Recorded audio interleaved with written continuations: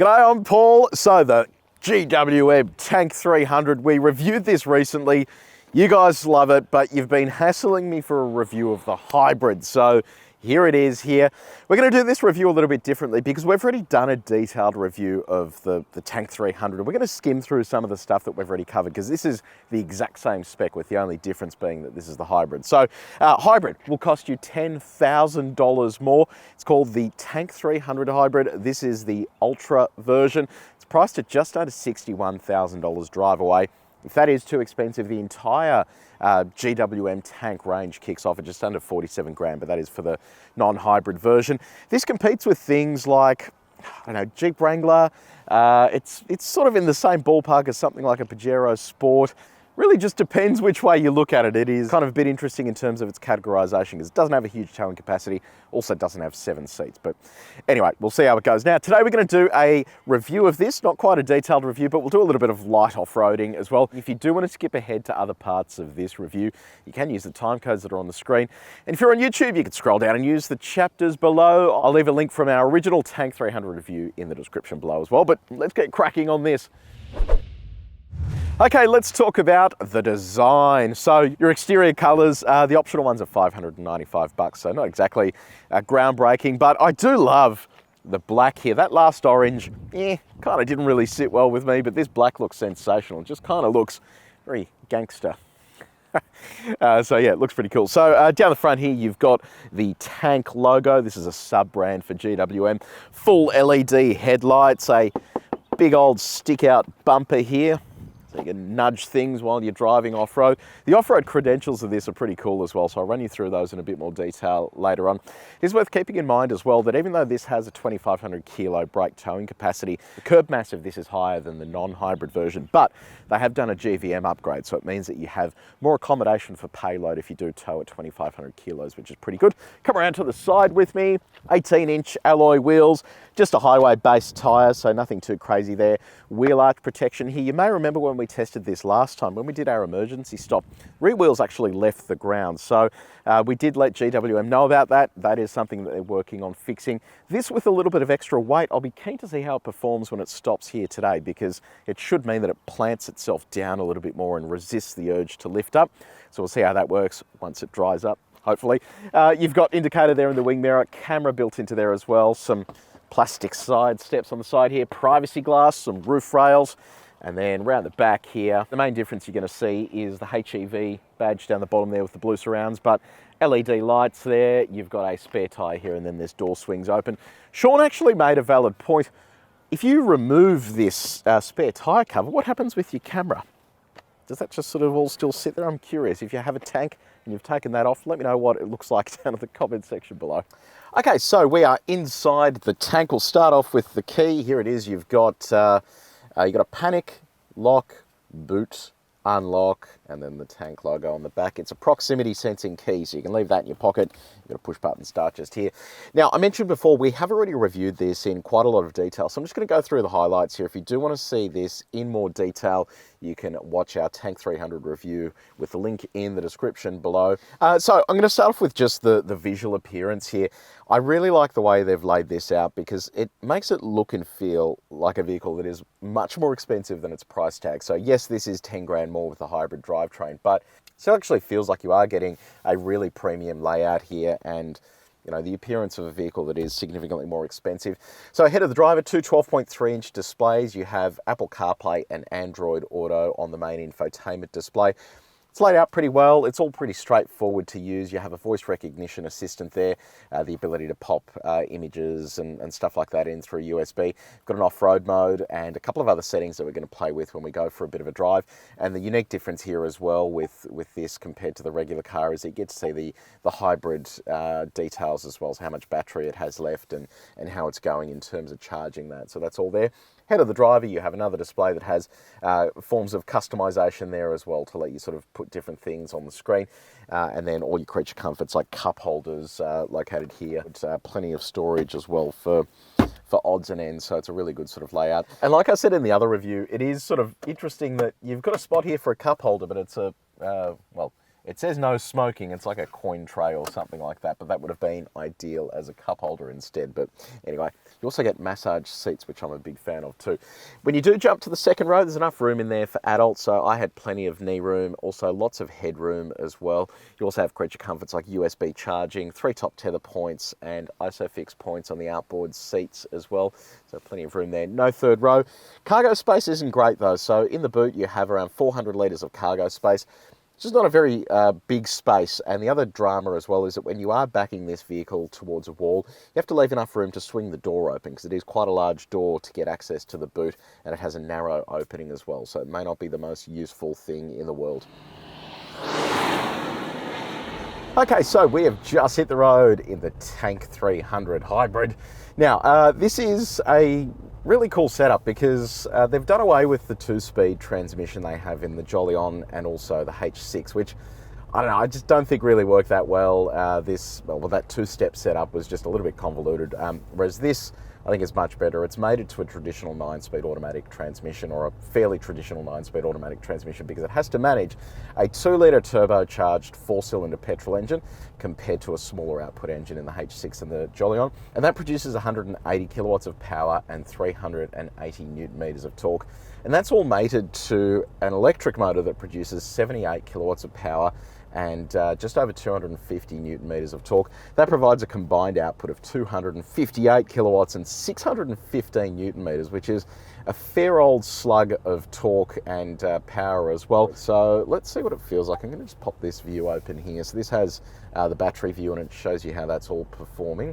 So if I nail the throttle, I can immediately feel the electric side of things kicking in, and then the internal combustion engine kicks on as well. It's actually nice and quiet inside the cabin. You don't really sort of hear a great deal, but where you notice most of the action is when you take off from a standing start. So if I bring this to a standstill, I mash the throttle, it really pins you back in the seat nicely. So it's got plenty of go off the line there, so a really good setup. So from that point of view, in and around town, it is going to get up and move without any dramas. Now, GWM claims a combined fuel economy of just over 8 litres per 100 Ks. It's currently sitting on 12.5, so we're a fair way off that figure, and you've got to look at it from the point of view that this weighs a lot. It is not exactly a 16 or 1700 kilo SUV. It's got a fair bit of mass to it, and then you're adding in a couple of hundred kilos worth of hybrid components as well, and then asking it to use less fuel. So I wouldn't be buying this on the premise of it using less fuel. I'd be buying this on the premise of it being punchier than the entry level is, but as you can see there, you're not really getting the fuel economy benefits of this actually being a hybrid. Okay, so let's dial up the speed. I was actually pretty impressed with the first Tank that we drove in terms of the ride over our sine waves here. We do this at 130 k's an hour, which gives us a really good idea of what the ride is like in regional Australia, where people are probably going to be driving this. Okie dokie, so there's 130. Here come the sine waves. It's actually not too bad. So the other one was, because it was lighter, it felt like it was just a little floatier over that stuff, but this is actually not too bad.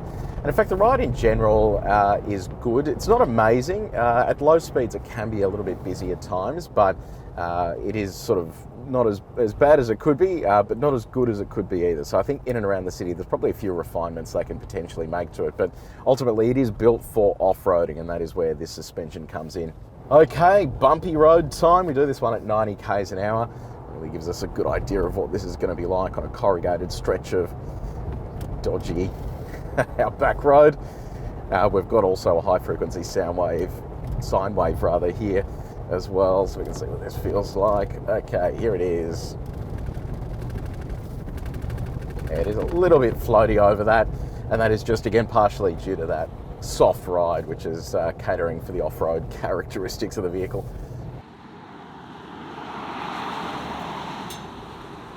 Okay, let's pop this into sport mode.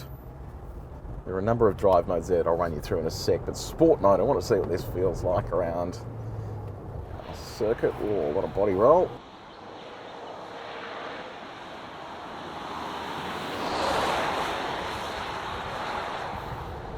Now, obviously, this is not a sports car, but we test all of these vehicles back to back in the same way just to see what the vehicle dynamics are like. And yeah, immediately I can see there is a lot of body roll here. So body roll comes into play given this is tuned for off-road driving, so it's not really the end of the world. And I am noticing here as well that our ability to actually get up and move is significantly reduced because our battery is empty. So now when I get flat onto the throttle, all I'm getting is a 2-litre turbocharged engine trying to pull the whole thing along, which isn't really getting us anywhere all that quickly.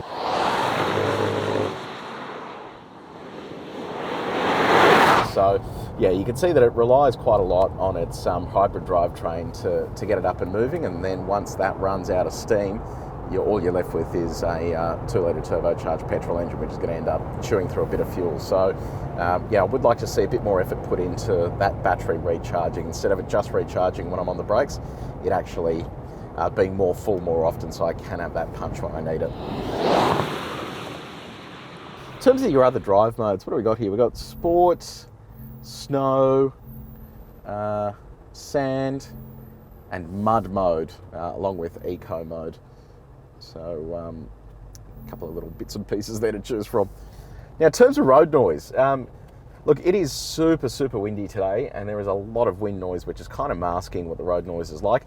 Road noise is actually not too bad on these Michelin tyres. It is once the speed picks up and the wind picks up that you really do notice it inside the cabin. This is how it went up against our calibrated sound meter. Just in terms of the semi-autonomous systems, we actually did test this with the non-hybrid version of the Tank. Didn't actually perform that well. It was doing some weird stuff with the steering wheel. That is something that they're working on fixing, but yeah, just worth pointing out. So, time to do some performance testing. I'm keen to see what 600 Newton meters of torque gets you. I just wanted to tell you about Help Me Car Expert first. If you go to Google and type in Help Me Car Expert, we'll be able to connect you with one of our vetted dealers to get you a great deal on a new car, and one that is hopefully in stock at the moment, like the Tank 300 Hybrid. So there is no official 0 to 100 time, but this does actually have launch control. So I'm going to pop it into sport mode, and you activate launch control just by using the brake and the throttle at the same time, and we'll see how that sort of gets up and moves. So, okay, so I've got stability control switched off, then we just use the brake and the throttle. Oh, there it is. Giddy up. Oh, nice. That really gets up and moves. All right, 100 k's an hour, we'll go through to 120. That launch off the line was unreal. Okay, there it is there. Let's come up to a stop. Yeah, off the line it was really quick. It sort of slowed up a little bit once we got moving, but it was pretty impressive off the line there. So, and let's drain the battery again. Okay, so 0 to 100, 7.38 seconds. Nice. And then 80 to 120 in 6.77 seconds. So shows you that it does actually sort of lose a little bit of steam as it's going there. But yeah, I was pretty sort of impressed with that.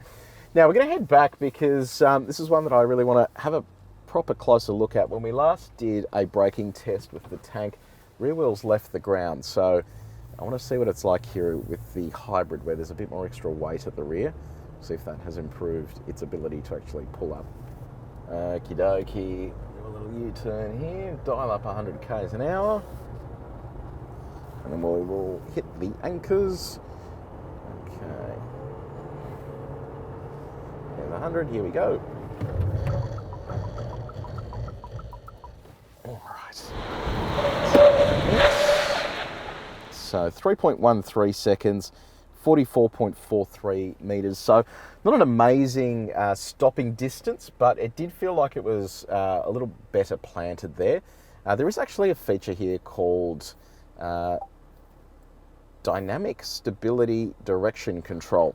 So it's meant to basically work in scenarios like that where you're braking heavily and it's able to adjust steering torque. So I might give that one more shot and just see if it feels any different. Okie dokie. So I'll get up to 100 k's an hour. Here we go.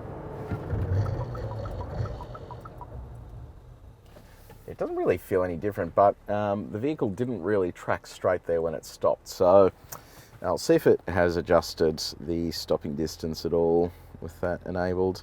Yeah, so it's marginally increased it, so 3.27 seconds and 45.32 metres. So yeah, look, it does feel like the rear is a little more settled because the biggest risk when you have rear wheels leaving the ground under braking is if there is a steering input, it can cause the car to come out sideways and then you're in all sorts of strife there, but it does feel like it is better here in the hybrid version, and hopefully they roll out a fix in the standard cars as well just to prevent that from happening again.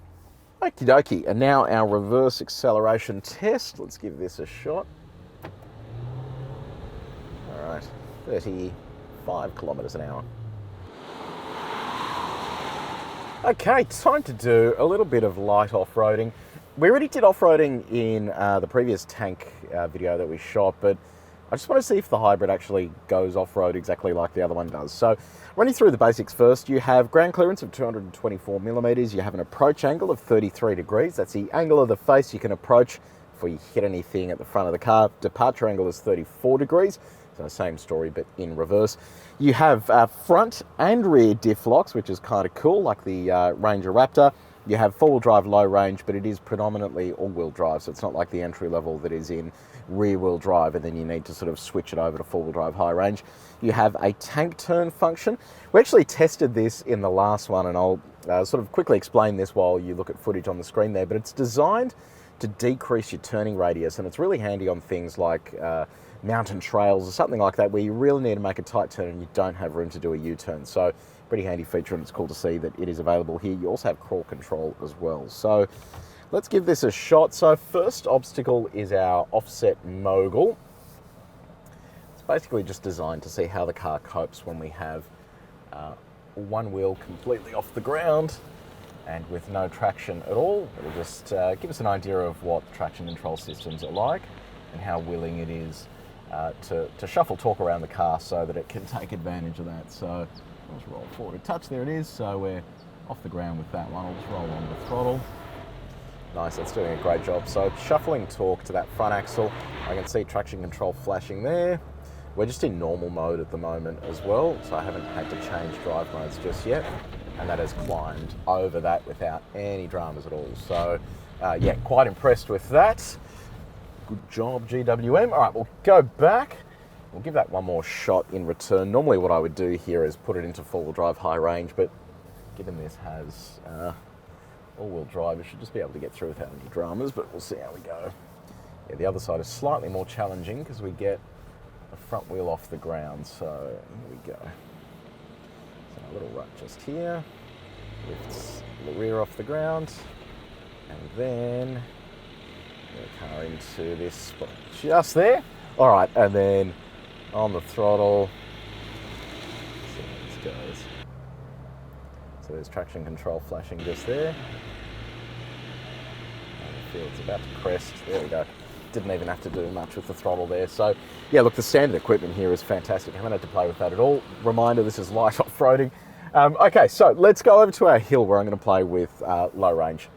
Now, time for our hill. It is pretty dry out here at the moment. We haven't had a great deal of rain, but typically what I would do with this one is head up in low range and we just see how it goes as it's climbing up there. So to get into low range, pop this into neutral, flick it over to 4L, makes a little noise telling you it is doing it, switches off stability control, pop that into drive. Also, there is actually, now that I think of it, a little menu here if you go to off-road mode.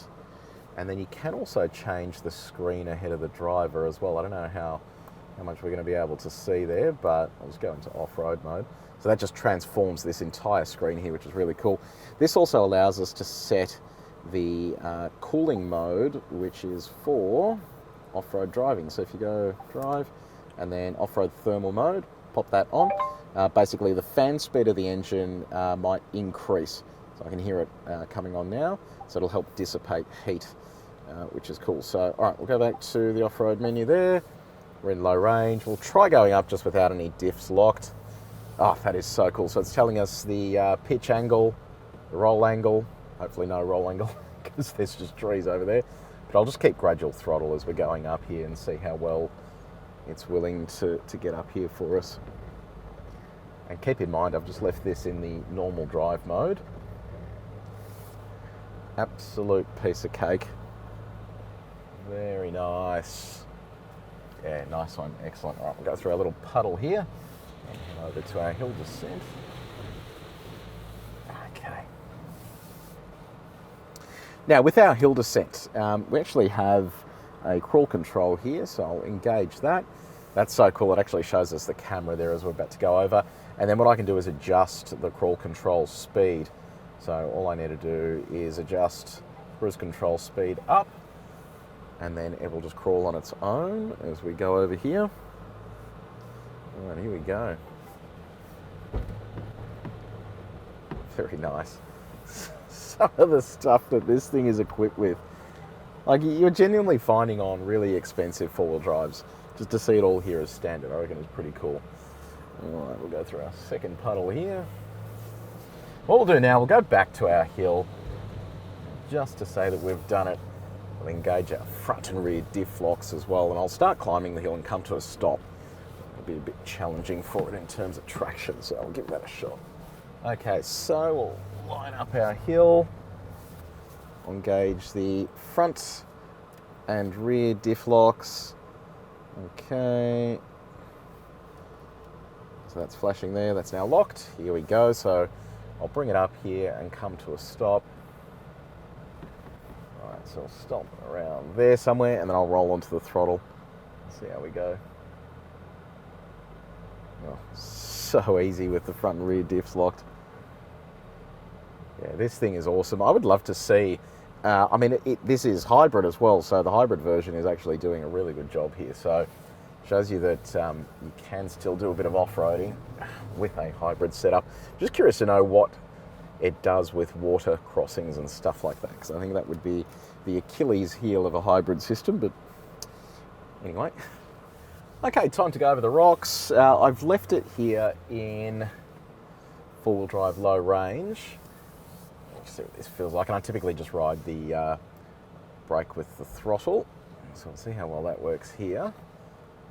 It's actually not working that well because with a lot of these hybrid systems, if you have the brake and throttle on at the same time, it actually kills all your torque delivery because it's not really, well, it's designed not to work like that. So it's actually one of the downsides here to the hybrid system when it comes to off-roading. You can't really have that granular level of control over your momentum, which is a real shame.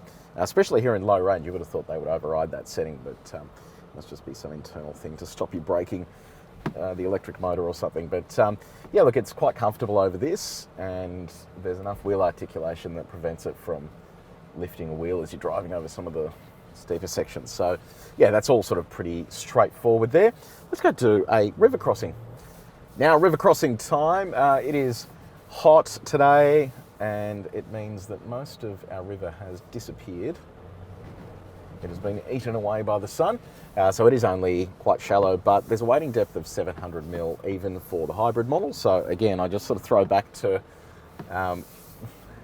yes, it has 700 mil wading depth, but you've got a hybrid system with a battery and stuff, so I don't know whether you'd actually want to be driving through too much water, but I'll give this a shot anyway and see how it goes.